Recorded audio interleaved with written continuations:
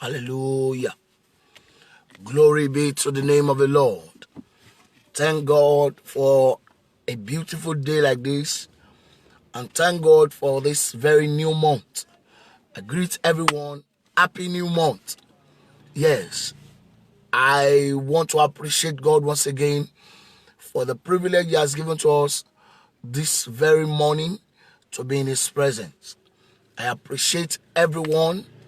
And I'm thanking God on your behalf for giving us a great privilege, living the month of July and entering into the month of August. All glory, honor, and adoration to the name of the Lord.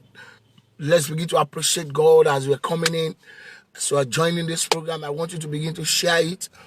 As you are sharing it, I want you to begin to appreciate God.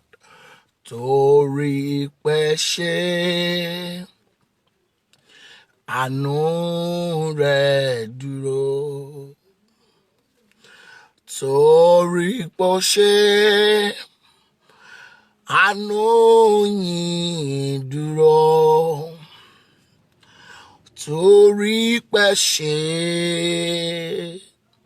Torí pé ṣe o Baba. Torí pé ṣe àánú yín dúró. I welcome everyone as you're joining this program. Brother Muyo, God bless you. Thank you for joining this program this morning. I want you to begin to appreciate the name of the Lord. Tell Him thank you. Ọlọ́run tó ṣọ́ wa láti oṣù keje tí a tún wọnú oṣù kẹjọ láyọ̀. Ẹ jẹ́ ká bẹ̀rẹ̀ sí dúpẹ́ lọ́wọ́ Ọlọ́run. Ìwọ náà máa dúpẹ́ pé Olúwa ó ṣe. Máa fi ọpẹ́ fún orúkọ rẹ̀ nítorí pé òun ni Ọlọ́run. Ẹ jẹ́ á máa dúpẹ́ nítorí pé agbára rẹ̀ kò yí padà. You are worthy, oh Lord. You are worthy, oh Lord. Invisible God, a miracle worker. You are worthy, oh Lord. You are worthy, oh Lord. Bí a ti ń wọlé sórí ètò yìí, ẹ jẹ́ ká máa share program yìí. Ẹ jẹ́ ká máa invite àwọn èèyàn.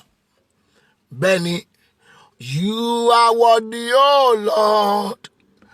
Invisible God, a miracle worker. You are worthy, oh Lord. You are worthy, oh Lord. You are worthy, oh Lord. Invisible God, a miracle worker. You are worthy, oh Lord. Bí mo sùn lálẹ́ o, bí mo jí lówùúrọ̀, bí mo jókòó, bí mo dìde o, yìnyín rẹ̀ Olúwa kò ní tán lẹ́nu mi. Ìyìn rẹ̀ Olúwa kò ní tán lẹ́nu mi. Bí mo sùn lálẹ́ o, bí mo jí lówùúrọ̀, bí mo jókòó, tí mo dìde o, ìyìn rẹ̀ Olúwa kò ní tán lẹ́nu mi. Ìyìn rẹ̀ Olúwa kò ní tán lẹ́nu mi. Ẹ jẹ́ ká máa dúpẹ́ lọ́wọ́ Ọlọ́run. Bá a ti ń dúpẹ́ lọ́wọ́ Ọlọ́run, ẹ jẹ́ á máa share program yìí. Bá a ti ń share, ẹ jẹ́ ká máa invite àwọn ènìyàn kí a jọ darapọ̀ mọ́ ètò yìí ní àárọ̀ yìí. Ẹ jẹ́ ká máa fi ọpẹ́ fún Ọlọ́run nítorí pé ó tún ràn wá lọ́wọ́ láti wọnú oṣù kẹjọ láyọ̀ àti àlàáfíà. Kò jẹ́ ká ní ìfarapa. Ẹ jẹ́ ká yìn pé Olúwa ó ṣé, Olúwa ó ṣé, Olúwa ó ṣé. Bàbá mo dúpẹ́ o. Kò sẹ́ni tó dàbí rẹ̀. Ìwọ lọba àwọn ọba. Ìwọ náà ni Olúwa àwọn olúwa. Ẹnì kẹrin nínú iná. Kábíyèsí rẹ̀ Ọlọ́run. Ọba tá kìtá ò lè kìtá. Ọba tí gbogbo ayé ń bọ. Ọlọ́run mà ṣe o. Ẹ̀mí mímọ́ mà ṣe o. Fún àánú ńlá tí mo rí gbà. Fún ìrànlọ́wọ́ tí mo rí gbà. Fún ìṣeun ìfẹ́ rẹ̀. Ẹ mà ṣe o. Ó ṣé Jésù tó fìfẹ́ ládà mí sí.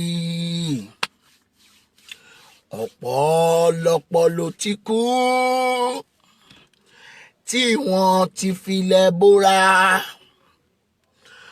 Ohùn Olúwa nínú àánú rẹ̀, ó fìfẹ́ ládà mí sí.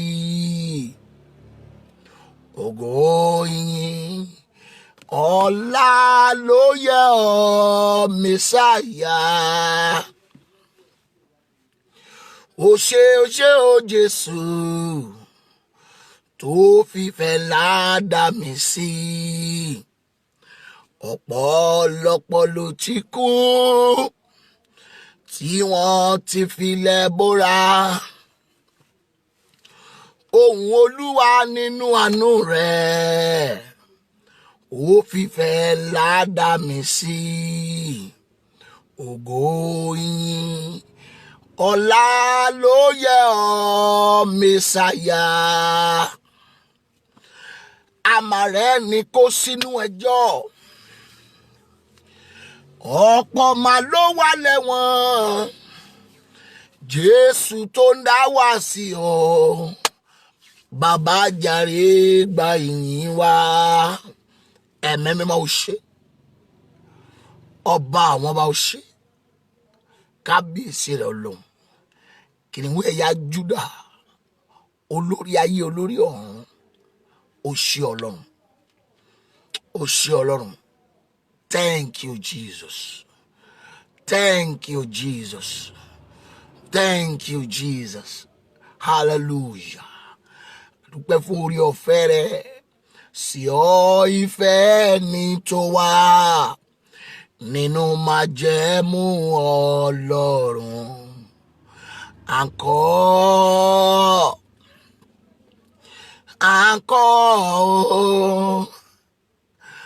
Àńkọ́ hallelujah. Mo fẹ́ kájọ máa dúpẹ́ lọ́wọ́ Ọlọ́run. Ẹ jẹ́ ká máa jọ yìn orúkọ rẹ̀ lógo nítorí pé òun ni Ọlọ́run wa. Torí lẹ́yìn rẹ̀ kò sí ẹlòmíràn.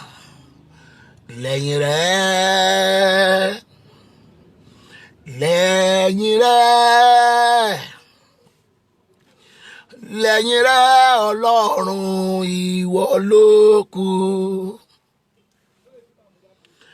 Lẹ́yìn rẹ̀ Ọlọ́run ìyanu. Lẹ́yìn rẹ̀ ọba àwọn ọba o. Lẹ́yìn rẹ̀ Ọlọ́run ìwọ ló kù. Lẹ́yìn Ọlọ́run náà tún ni. Ẹ jẹ́ yìn oṣù kẹjọ òun la tún bẹ̀rẹ̀ wẹ́rẹ́ yìí. Àárín ìrìn àjò náà bí ẹni pé a ò ní dọ̀la. Ọ̀tá lérò pé a ní dóṣù kẹjọ, ṣùgbọ́n nítorí àánú rẹ̀ tó dúró láéláé, ó mú wa rí oṣù kẹjọ láyọ̀ àti àlàáfíà. Mo fẹ́ kí gbogbo wa jọ máa yìn.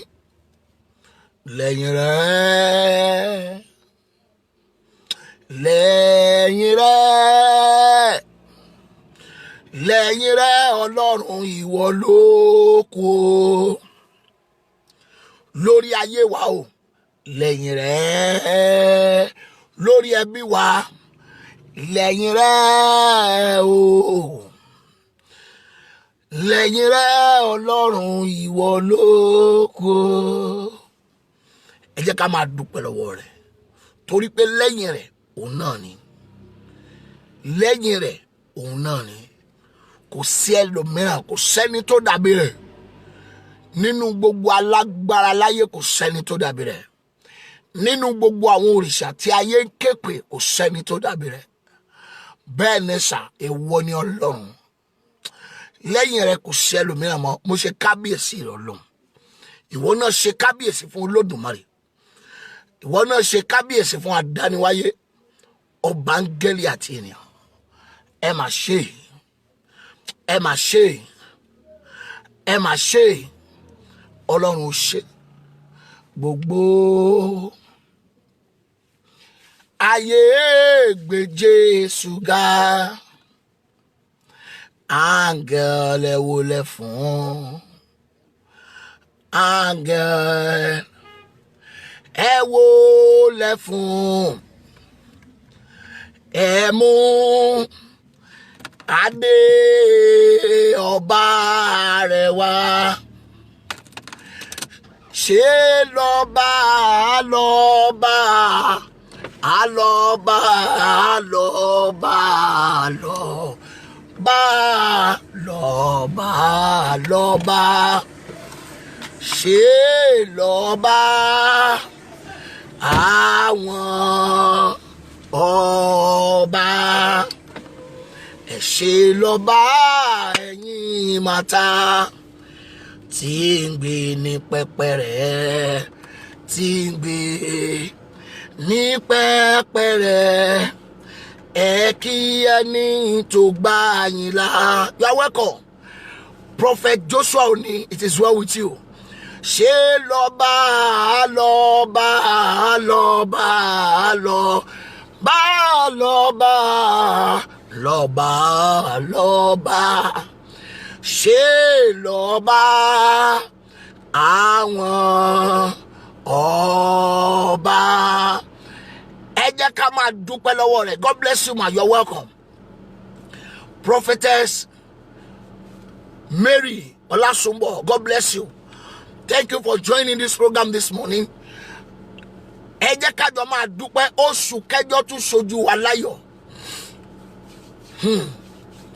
Láti January títí dé August o, mo yìn ọ́ lógo. Iṣẹ́ lẹ ṣe láti January títí wọnú August yìí. Mo yìn ọ́ lógo. Iṣẹ́ lẹ ṣe, iṣẹ́ ńlá lẹ ṣe láyé mi. Iṣẹ́ ńlá lẹ ṣe láyé mi.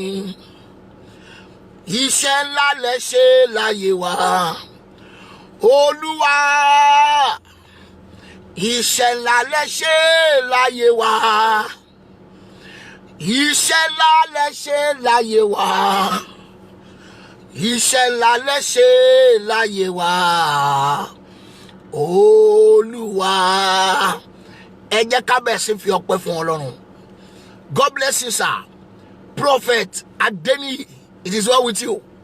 Your ministry will move forward in the name of Jesus. Your life, your family will move higher in the name of Jesus. Let's begin to appreciate God together. Oṣù kẹjọ la tún ti bẹ̀rẹ̀ yìí. Àwọn kan lájọ rìnrìn àjò oṣù keje, ṣùgbọ́n wọn ò di oṣù kẹjọ. Àwọn kan wọnú oṣù kẹjọ yìí, ṣùgbọ́n wọ́n wọnú rẹ̀ nínú ẹkún. Ẹ jẹ́ á dúpẹ́ pé Olúwa ó ṣe o, pé ó jẹ́ kí rìnrìn àjò oṣù kẹjọ nínú ẹkún. Àwọn kan ṣọdún lánàá, wọ́n gbabẹ̀ kọjá dọ́run. Àwọn kan wọ́n gbìyànjú bí kán lè di oṣù kẹjọ, ṣùgbọ́n kò sí agbára fún wọn. Èmi àti ẹ̀yin tọ́lọ́run fún ní orí ọ̀fẹ́, ẹ jẹ́ á jọ máa yìn, ẹ jẹ́ á máa gbéga, nítorí pé ó tọ́ láti yìn, torí pé ó tọ́ láti gbéga. Máa yìn o, máa sọ pé Olúwa ó ṣe ní gbogbo ọ̀nà. Olúwa ó ṣe ní gbogbo ọ̀nà. Ẹ ṣe ní gbogbo ọ̀nà. ẹ ṣé o bàbá ní gbogbo ìgbà ẹ ṣé ní gbogbo àsìkò ẹ ṣé o bàbá. Bí ẹ ti wọlé sórí ètò yìí ẹ máa share program yìí, bẹ́ẹ̀ tí ń share ẹ máa invite àwọn èèyàn. Bẹ́ẹ̀ ni torí pé Olúwa ti rán mi sí ọ ní kùtùkùtù òwúrọ̀ yìí, òní ọjọ́ àkọ́kọ́ nínú oṣù kẹjọ. Bẹ́ẹ̀ ni Olúwa ló rán mi láti súre sí ayé rẹ. You are welcome, my darling wife. It is well with you. Ẹja máa ṣàmì níbi tá a dé yìí. Bẹ́ẹ̀ ni Olúwa ló ní kí n máa sọ àsọtẹ́lẹ̀ sínú ayé rẹ bá a ti wọnú oṣù kẹjọ yìí. Bẹ́ẹ̀ ni sà, mọ́mì dádì àǹtí bọ̀dá tó wà lórí ètò yìí máa ṣàmì níbikíbi tó wà, máa ṣàmì o, nítorí pé Olúwa rán mi láti súre sí ayé rẹ. Olúwa rán mi láti sọ àsọtẹ́lẹ̀ ire sí ọ, nítorí pé ìwọ ló kàn fún ìyanu. Ọlọ́run ayérayé. Bẹ́ẹ̀ ni ọ̀rọ̀ orin kan wípé àfihàn àìlópin fún Ọlọ́run bàbá, fún oore ayé wa àti ìrètí ìtọ̀run. Ó rán ọmọ rẹ̀ àyànfẹ́ láti kú fún ẹ̀ṣẹ̀ ayé, láti kú fún ẹ̀ṣẹ̀ ayé. Ọlọ́run ẹ̀mí mímọ́ á gbé ọ̀gá, gba ọpẹ́ wa lórúkọ Olúwa ni mo gbé ọ̀gá, nítorí pé ò jẹ́ ká dòkú. Gbogbo ìlà ìlò láti bẹ̀rẹ̀ ọdún yìí títí di oṣù keje, Ọlọ́run ó ṣe nítorí pé ò jẹ́ kó borí wa. Ẹ̀mí mímọ́ gba ọpẹ́ wa. Mo wo àwọn ènìyàn bí wọ́n ti ń ṣọdún, bí wọ́n ti ń gbádùn tí wọ́n ń ṣe, wá wò wípé Ọlọ́run ó máa ṣe.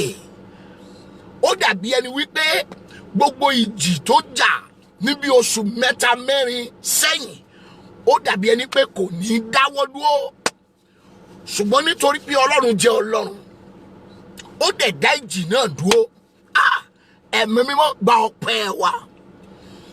Àdúgbò lọ́wọ́ rẹ Olúwa, nítorí pé bí agbára òkùnkùn ti sa ipá tó láti borí ìjọ Ọlọ́run, ìwọ Ọlọ́run ó gbà. Ẹ̀mí mímọ́ gba ọpẹ́ wa. Gbogbo ẹ̀ṣẹ̀ ọ̀nà tá a ti gbà ṣẹ̀ sí ọ lórúkọ Jésù, Olúwa dáríjì wa. Ẹ̀mí mímọ́ mo pàṣẹ sínú ayé gbogbo ọkàn, sáyé gbogbo ìṣẹ̀dá tó gba ìwọ Ọlọ́run gbọ́ lẹ́nu mi. Mo wí pé láti àkókò yìí lọ, gbogbo ènìyàn tá a bí nínú obìnrin tó lóṣù kẹjọ yìí ló máa parí ìrìn àjò ẹ̀mí rẹ̀ lórúkọ Jésù Kristi ti Násárẹ́tì. Irú ènìyàn bẹ́ẹ̀, gbogbo èrò ibi tó ń rò lórí ayé wa lórúkọ Jésù ó yá kó forí ẹ̀ gbé. Ọkùnrin ni, obìnrin ni, ọmọdé ni, àbágbàlagbà tó ń lérí tó ń léka wípé o máa mú ọ balẹ̀, mo pa á láṣẹ ni. Irú ènìyàn bẹ́ẹ̀ lórúkọ Jésù Olúwa kó fẹ̀mí wọn ṣòfò. Oh my God, mo wí lórúkọ Olúwa, ìrìn àjò oṣù kẹjọ yìí lórúkọ Jésù ò ní bá wọn sọkún. Ìrìn àjò oṣù kẹjọ yìí lórúkọ Jésù ò ní bá wọn ṣọ̀fọ̀. Bó ti ń wọlé sórí ètò yìí máa share program yìí. Bẹ́ẹ̀ ni bó ti share ẹ̀ jẹ́ kí n mọ̀ pé o ti share ẹ̀. Mo pa á láṣẹ ni lórúkọ Olúwa, oṣù kẹjọ la bẹ̀rẹ̀ yìí. Mo pa á láṣẹ o lórúkọ Jésù, ohun tuntun kó bẹ̀rẹ̀ nínú ayé rẹ̀. Mo wí lórúkọ Olúwa sà, gbogbo ẹ̀yin ènìyàn Ọlọ́run tẹ́ ń gbọ́ mi, tẹ́ ń rí mi wò ní àkókò yìí jákèjádò gbogbo àgbáyé, mo sọ àsọtẹ́lẹ̀ yìí sínú ayé rẹ lórúkọ Jésù. Agbára òkùnkùn wọn ò ní dí ọ lọ́wọ́. Oṣù kẹjọ yìí lórúkọ Jésù ó máa rò rere tọ́ka sí. Oṣù kẹjọ yìí lórúkọ Jésù ó máa ní testimony. Lórúkọ Jésù oṣù kẹjọ yìí gbogbo ènìyàn máa kí ọ kú oríire. Tabari ènìyàn ẹ̀mí, agbára, tó lò máa parí ìrìn àjò rẹ sóṣù kẹjọ yìí lórúkọ Jésù ó yá kan gbiná sọnù. Irú oore tí ò ṣẹlẹ̀ rí nínú ìran tó ti jáde, irú ìrànlọ́wọ́ tẹ́nìkan ò rírú rẹ̀ gbà rí nínú ìran tó ti jáde, màmá tó ṣàmì, bàbá tó ṣàmì lórúkọ Jésù ó yá lọ rí gbà. Àánú Júdà lórúkọ Jésù ó yá kó gbé ọ dìde. Oṣù kẹjọ la tún bẹ̀rẹ̀ yìí, ohun rere tí ò lẹ́gbẹ́, ohun rere tí ò ṣe é dí lọ́wọ́, ohun rere tí ò ṣe é dè lọ́nà lórúkọ Jésù Olúwa kó yọ̀ǹda rẹ̀ fún ọ. Ibi tó dé tẹ́lẹ̀ tí ayé fi ọ ṣẹlẹ́yà lórúkọ Jésù ó yá kan celebrate ẹni bẹ́ẹ̀. Bẹ́ẹ̀ ni sà, mo ní kan celebrate ẹni bẹ́ẹ̀ lórúkọ Jésù, mo ní kan celebrate ẹni bẹ́ẹ̀. Gbogbo alágbára, gbogbo ìka ènìyàn tó dúró tìpinnu nítorí ayé rẹ láti fi ọ ṣẹ̀sín, láti jẹ ọ níyà lórúkọ Jésù Olúwa kó gba agbára lọ́wọ́ wọn. Bẹ́ẹ̀ ni sà, gbogbo ìfọwọ́sowọ́pọ̀ òkùnkùn lórí àyànmọ́ rẹ lórúkọ Jésù Olúwa kó tú wọn ká. Gbogbo ẹni tó dúró pẹ̀lú ìpinnu wípé o máa da ìrìn àjò rẹ rúpò, máa bà ìrìn àjò rẹ jẹ́, mo pa á láṣẹ ni kó tó mú èrò ọkàn rẹ̀ ṣẹ lórúkọ Jésù ilẹ̀ kó gbé wọn mì. Bí òkùnkùn ti ká kúrò lójú ọjọ́, ìṣòro ayé rẹ, ìdààmú ayé rẹ, wàhálà ayé rẹ lórúkọ Jésù Olúwa kó ká wọn kúrò. Oh my God, bí òkùnkùn ti ká kúrò lójú ọjọ́, àṣetì ayé rẹ, àṣedànù ayé rẹ lórúkọ Jésù Olúwa kó ká kúrò. Ìrànlọ́wọ́ àtòkè wá lórúkọ Jésù ó yá kó jáde fún ayé rẹ. Àánú àtòkè wá lórúkọ Jésù mo ní kó jáde fún ayé rẹ. Oṣù kẹjọ la bẹ̀rẹ̀ yìí, májẹ̀mú àti ètò rere tí Ọlọ́run ní fún ọ nínú oṣù kẹjọ tá a bẹ̀rẹ̀ yìí lórúkọ Jésù ó máa rí tiẹ̀ gbà. Ó lórúkọ Jésù ó máa rí tiẹ̀ gbà. Gbogbo ẹni tó ń fi ọ̀rọ̀ rẹ̀ ṣẹ̀fẹ̀ wípé ẹ̀ṣẹ̀ lágbájá ẹjẹ́ fílẹ̀ ayé rẹ̀ ti bàjẹ́ lórúkọ Jésù ó yá lọ máa bọ́ wọn. Gbogbo ẹni tó ń fi ọ ṣẹlẹ́yà wípé a mọ̀ wípé ibi tó máa parí ẹ̀sìn náà rè lórúkọ Olúwa ni látàkókò yìí lọ lórúkọ Jésù ó yá lọ máa bọ́ wọn. Oh my God, mo wí ni gbogbo tó fi làágùn kójọ, gbogbo tó fi làágùn rẹ kójọ lórúkọ Olúwa ni mo gbàdúrà lórúkọ Jésù ò ní fẹ́ kó pàdánù rẹ̀. Ọmọ tó fi làágùn rẹ bí, iṣẹ́ tó fi làágùn rẹ ṣe, ilé tó fi làágùn rẹ kọ́, mọ́tò tó fi làágùn rẹ rà, mo pa á láṣẹ lórúkọ Olúwa lórúkọ Jésù ò ní lù tà ní gbàǹjo lórúkọ Jésù ò ní sọkún lórí ẹ̀. Májẹ̀mú rere tí Ọlọ́run ní lórí ayé rẹ ó yá kó bẹ̀ sí ṣẹ. Ìpinnu rere tí Ọlọ́run ní fún ayé rẹ mo ní kó bẹ̀ sí ṣẹ. Lábẹ́ àṣẹ Olódùmarè ni mo ń wí eléyìí sà. Bẹ́ẹ̀ ni ẹni tó tàka sí ọ tó ní ẹ fi sílẹ̀, mo mọ bí tí máa bá ọ̀rọ̀ rẹ̀ dé. Mo pa á láṣẹ ni irú àwọn ènìyàn bẹ́ẹ̀ lórúkọ Jésù omi kó máa gbẹ lára wọn. Gbogbo ẹni tó ń torí rẹ̀ ń ṣépè, ẹni tó ń dárúkọ rẹ̀ tó ń gégùn, ẹni tó ní tó ń wí lórí rẹ̀ yìí pé arọ̀ máa rọ̀ mọ́, mo pa á láṣẹ ni lórúkọ Jésù omi ara rẹ̀ kó máa gbẹ, lórúkọ Jésù ẹ̀jẹ̀ rẹ̀ kó máa gbẹ. Máa ṣàmì sí ọ̀rọ̀ yìí, wọn náà máa táìpù àmì yẹn, máa ṣí à prógrámù yìí bó ti ń ṣí àrẹ̀ Ọlọ́run máa gbé ọ sókè. Ẹ gbọ́ ọ̀rọ̀ Olúwa, ẹni tó dúró tìpinnu wípé ẹ dá iṣẹ́ rẹ̀ dá mi, ẹ fún mi lọ́sẹ̀ kan, ẹ fún mi lóṣù kan, ẹ fún mi lọ́dún kan, ẹ fún mi lọ́dún mọ́kànlélógún, màá mú balẹ̀ kó tó mú ìlérí ọkàn rẹ̀ ṣẹ. Ìlérí búburú yìí lórúkọ Jésù ilẹ̀ kó gbé mi, ọ̀nà rẹ̀ kó là ó. Májẹ̀mú Ọlọ́run kó ṣẹ lórí ayé rẹ̀, ìpinnu Ọlọ́run lórúkọ Jésù kó ṣẹ lórí ayé rẹ̀. God bless you brother Moyo, ẹ ti ṣe ẹ lórúkọ Jésù Ọlọ́run máa gbé ọ sókè. Àwọn tó máa rìn ẹ́ lọ́wọ́ tí ìrìn àjò rẹ fi máa yá ju bó ti wà yìí lọ lórúkọ Jésù ó yá lọ bá wọn pàdé.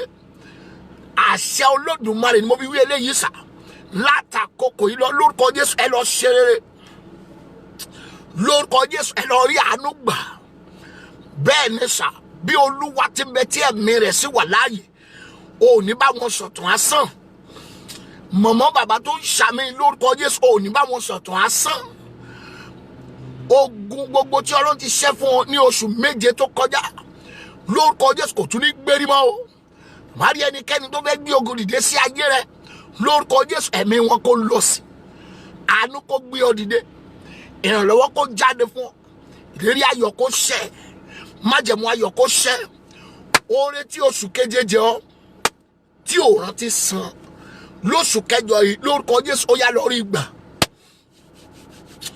oore tí July jẹ ọ lórúkọ Jésù August kó san fún ọ ìlérí Ọlọ́run fún ti oṣù yìí lórúkọ Jésù ò ní mísì ẹ ìyanu máa ṣẹlẹ̀ nú ayé rẹ ọ̀nà rẹ máa là ogun ayé rẹ máa ṣẹ́ o ayé máa kí ọ kú oríire lórúkọ Jésù wọ́n máa kí ẹ ní congratulation ní oṣù kẹjọ yìí gbogbo ènìyàn máa kí ọ ní congratulation ìrìn àjò rẹ ó máa yájú tàtẹ̀yìnwá lọ ìyanu kó ṣẹlẹ̀ ọ̀nà rẹ là o májẹ̀mú ayọ̀ ṣẹ ìlérí ayọ̀ ṣẹ ògo ni forúkọ Olúwa mo pa á láṣẹ ni omi ara àti ẹ̀jẹ̀ rẹ lórúkọ Jésù kò ní gbàbọ̀dẹ̀ ayé ò ní fomi ara rẹ dì ọ́ wọn ò ní fẹ́ jẹ rẹ dì ọ́ wọn ò ní fi sọ ara rẹ dì ọ́ wọn ò ní fẹ́ gúngún rẹ dì ọ́ mo gbàdúrà láyé tèmi àti ẹ̀yin wáyé lórúkọ Jésù a máa nípa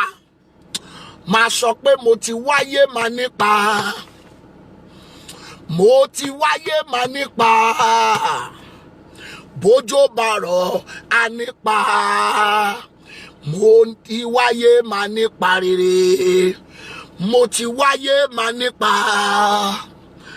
mo ti wáyé máa nípa bójó bá rọ̀ á nípa mo ti wáyé máa nípa rere ẹ gbọ́ ọ̀rọ̀ Olúwa lẹ́nu mi àtẹ̀mí àtẹ̀yìn láyé kan tá a jọ wáyé lórúkọ Jésù a máa nípa rere oh my God láyé kan tá a jọ wáyé lórúkọ Jésù a máa nípa rere gbogbo ẹni sọ pé òní nípa láyé lórúkọ Jésù Olúwa kó fẹ́ mi wọn ṣòfò gbogbo ẹni tó lónìí dìde láyé lórúkọ Jésù Olúwa kó fẹ́ mi wọn rúbọ omi tó gbé lọ́wọ́ yìí àṣẹ kó wọnú rẹ̀ lọ agbára Olódùmarè kó darapọ̀ mọ́ mo wí sáyé rẹ gbogbo ìdíwọ́ ìdènà àìsàn àti àrùn nínú àgọ́ ara rẹ lórúkọ Jésù ó yá kó lànà sọnù àṣẹ Olódùmarè kó gbé ayé rẹ sókè ìyanu kó ṣẹlẹ̀ ọ̀nà rẹ kó là májẹ̀mú kó fọhùn ìlérí kó ṣẹ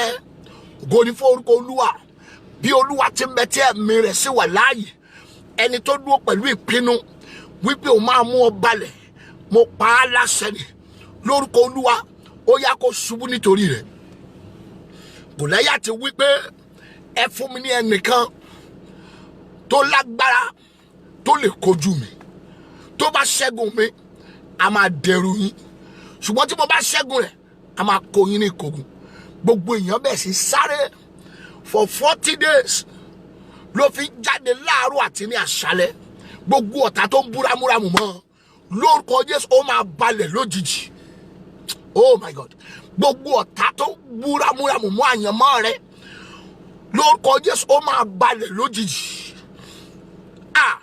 ṣùgbọ́n after 40 days Ọlọ́run gbé Dáfídì dìde ó kojú rẹ̀ ó sì ṣẹ́gun rẹ̀ ó fi orí rẹ̀ fún ẹyẹ ojú ọ̀run tó bá rí bẹ́ẹ̀ gbogbo ẹni tó gbéraga sí Ọlọ́run lórí rẹ̀ ẹni tí kìí ṣe Ọlọ́run tó pe ara rẹ̀ lọ́lọ́run lórí ayé rẹ̀ lórúkọ Jésù ó yá kán dẹran ilẹ̀ lórúkọ Jésù ó yá kán dẹran ilẹ̀ ẹni tí ò yẹ kó máa bẹ̀rù tó ń bẹ̀rù nítorí agbára tó ní ẹni tí ò yẹ kó máa fòyà tó ń fòyà rẹ̀ nítorí ìmọ̀ tó ní torí pé ó sọ pé òun máa pa ọ́ tó wá ń bẹ̀rù rẹ̀ mo wí ní Bíbélì sọ wípé ẹ má ṣe bẹ̀rù ẹni tó lè para tí ò lè pa ẹ̀mí ṣùgbọ́n ẹ kúkú bẹ̀rù ẹni tó máa para àti ẹ̀mí tó máa darí gbogbo ẹ̀ sínú ọ̀gbun lórúkọ Jésù mo wí ni o gbogbo ènìyàn tá a bí nínú obìnrin tó ń sáré rẹ lòdì lórúkọ Jésù idà Ọlọ́run kó jẹun lára wọn.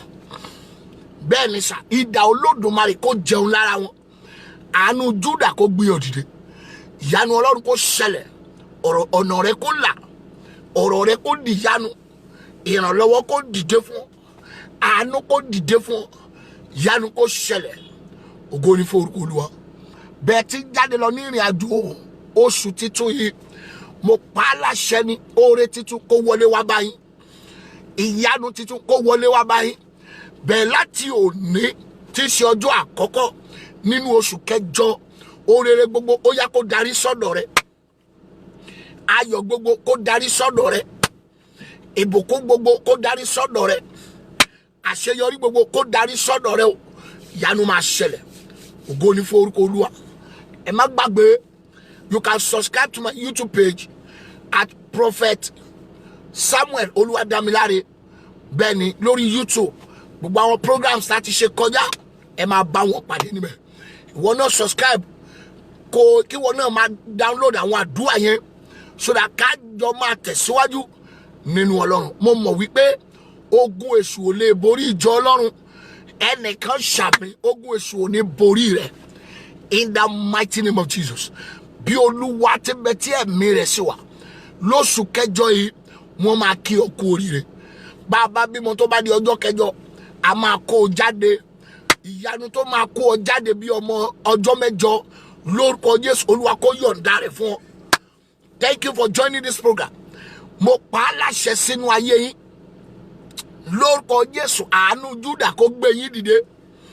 Nínú oṣù kẹjọ yìí, lórúkọ Jésù, ẹ máa ní testimony. Nínú oṣù kẹjọ yìí, lórúkọ Jésù, ẹ máa rí àánú gbà. Nínú oṣù kẹjọ yìí, lórúkọ Jésù, ayé máa kí yín kú oríire. Bí Olúwa ti bẹ tí ẹ̀mí rẹ̀ sì wà láàyè, bẹ́ẹ̀ ni ìyanu tẹ́ ò retí, ìyanu tẹ́ ò lérò pé ó tiẹ̀ lè ṣẹlẹ̀ mọ́, àdániwáyé lórúkọ Jésù ó yá kó gbé jáde fún yín. Ìrànlọ́wọ́ àtòkè wá kó dìde fún ayé yín o. Àánú àtòkè wá àtẹ̀mí àtẹ̀yìn kó dìde fún ayé wa. Lórúkọ Jésù a máa rí ìrànlọ́wọ́ gbà. Lórúkọ Jésù a máa rí àánú gbà. Lórúkọ Jésù àánú máa gbé wa dìde. Lórúkọ Jésù ìrànlọ́wọ́ máa jáde fún wa. God bless you. Bankole Adekunle, God bless you. Ìyanu Ọlọ́run kó gbé yín dìde o. Gbogbo wa pátá ká lọ sóríire. Oṣù kẹjọ yìí wọ́n máa celebrate yẹ. Mommy wọ́n máa celebrate yẹ. Daddy wọ́n máa celebrate yẹ. Àtẹ̀mí àtẹ̀yìn lórúkọ Jésù Ọlọ́run o. Ìyanu tó máa jẹ́ káwọn tó ń fi ọ ṣẹlẹ́yà kó bá ọ ṣayẹyẹ. Ìyanu náà lórúkọ Jésù ó yá kó ṣẹlẹ̀ láyé wa. Ògo ni fún orúkọ Olúwa. Ayé ò ní di ọ lọ́wọ́ o. Wọn ò ní di ọ lọ́nà. Ó máa láṣeyọrí. Ògo ni fún orúkọ Olúwa. Jésù Kristi Olúwa wa. Àmín. Àmín. Àmín lórúkọ Jésù. God bless you for joining this program. Ẹ má gbàgbé ní àṣálẹ́ òní ní aago 9. Ẹ jẹ́ ká jọ pàdé lórí ètò ìbákan náà ní aago 9 ní àṣálẹ́ òní. Àtújọ máa gbàdúrà ọ̀rọ̀ ìsọtẹ́lẹ̀ lÓlúwa ní kí gbogbo ọ̀sẹ̀ yìí sọ bẹ́ẹ̀ ni sà títí tó máa fi di ọjọ́ Sunday bí Olúwa ṣe ní ká máa ṣe nìyẹn ní aago 6 láàárọ̀ àti aago 9 alẹ́. So make sure you are joining this program, and I decree to your life, everybody in life will celebrate you in the mighty name of Jesus. Thank you. God bless you. Gbogbo yín tẹ́ ń support the program yìí, tẹ́ ń ràn wá lọ́wọ́, tẹ́ ń fún wa ní data, tẹ́ ń fún wa lówó, mo gbàdúrà lórúkọ Jésù Kristi ẹ ò ní ṣaláìní. Gbogbo yín tó ṣe wà lọ́kàn yín láti ṣe ìbùkún tẹ́ máa fi ṣe, orí ọ̀fẹ́ tẹ́ máa fi ṣe lórúkọ Jésù Ọlọ́run kó yọ̀ǹda fún yín. Torí kò easy, data yín lẹ fi ń wò wá, bẹ́ẹ̀ ni ẹ ò dẹ̀ ló sún yín ẹ̀dẹ̀ ló rẹ̀ yín. Lórúkọ Jésù mo gbàdúrà orí ọwọ́ Ọlọ́run tí ń gbé ní dìde lórúkọ Jésù ó máa wọnú ayé rẹ̀ in the mighty name of Jesus. You are the next on the line of God, on the list of God to be celebrated. This month of August, you'll be celebrated. From today, you'll be celebrated in the mighty name of Jesus. Thank you. God bless you. Till we meet tonight by 9 o'clock, 9 p.m. Nigerian time. It is well with you. I love you all.